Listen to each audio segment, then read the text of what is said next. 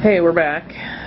So there was a couple of things that I realized I hadn't mentioned in the last video, so I'm going to cover those here. Basically, we learned how to do the single crochet. That's what I've got here. I've got 2 rows and the beginning chain foundation down here at the bottom. Okay, so I've come to the end of my second row, and this is the back side of the piece. And this is a little awkward right here at the end. Okay, because this stitch, if you turn it back over, you can see it better. That stitch is the one that you left when you started your first row, right? So you did your chain, and then when you started your first crochet, or single crochet line, you started in the second chain from the hook. So you have this extra chain right here, which is actually acting as the first stitch. Okay, so to get into that properly is a little awkward. As you can see, it's kind of rounded off and it looks like it's not going to work properly. However, you might have to work it in, but you can... I'll try and do this in the camera frame. Make sure you get both loops. This is the tricky part of it. Oh, I did it. Yeah. Alright. So wrap and pull. Okay, so there's your last stitch on that row. Now the thing about single crochet is that the edges are not going to be perfectly straight. That's just how it works with single crochets. Taller stitches are a little bit straighter, but the edges of your single crochet are going to look a little bit like steps, kind of. Okay, so you just try and keep them straight so that the pattern goes up and down and up and down like that. Okay, I'll show you in a minute. So we come to the end of this row. Remember, we got to put in a chain stitch because that's going to act as our first stitch on this side. So we're going to count that as 1, and I'm going to talk a little bit about counting. Okay, so I've got 15 here. I've got a base of 15, right? And I did 16 chains to start with. Started in the second from the hook and did 15 single crochets across, and then turned and came back the other way with 15. Okay, so there's 1 right there, and then we got 2, 3, 4.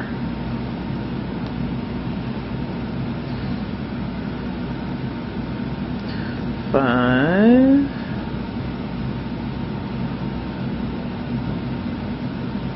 6,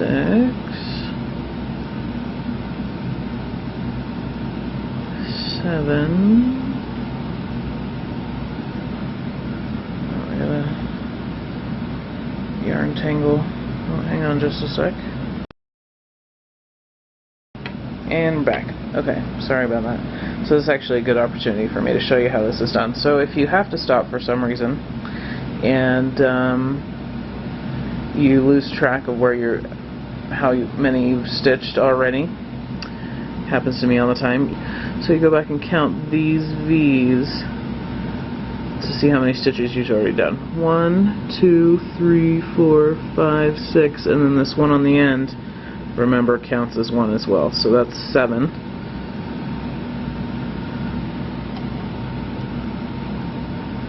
8.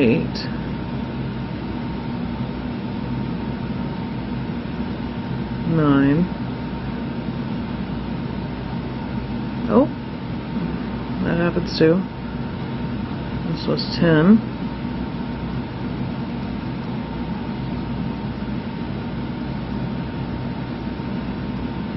11, 12, 13, 14. Alright, so we're back to the end and we need to make our 15th stitch, right?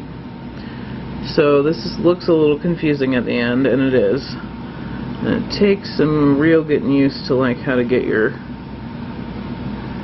yarn and your hook placed correctly. So I'm going to attempt to do that within the frame. It's a little difficult, but usually you can find your way in. If you have to, you can utilize the hook part of your hook and to hook the loops that you're trying to come through. Oh, there we go. See? Caught it. See, and you can see that V right there on the hook. Alright, so there's, oops, 15 right there. Alright, so pretty easy. Now you can see again, kind of make cool little squares, right? And the great thing about squares in single crochet is that as long as your tension is correct and all of your stitches are the same size, you can pretty much count on doing as many rows up and down as you do across, right? So for each stitch that you put across, you'll make a row in order to get a square shape, right? So that's easy. It doesn't work out that well with other stitches necessarily because they're taller than they are wide. So yeah, so that is the rest of what you need to know about single crochet. Alright, so I wanted to show you what I was saying about the edges on single crochet work. Alright, so if you look at the edge here, kind of see it's got some peaks and valleys. Boink, boink, just like that. That's normal. As long as you are maintaining your stitch count and making sure that each row has the proper number of stitches in it, your edges are going to stay straight. If the edges start to come in a little bit as you get higher, even though you're maintaining stitch counts, that's just because your tension's probably getting a little bit tighter as you get used to it and you get into the rhythm of it. So that's normal, and that just stretches, you know. Try and, obviously, it takes some practice to maintain proper tension through the whole thing, and the beginning chain is the worst as far as tension goes, because it's really hard to maintain really consistent chain tension and make every single chain stitch the same size. So you might end up with a wider bottom even if you do continue to maintain your stitch counts.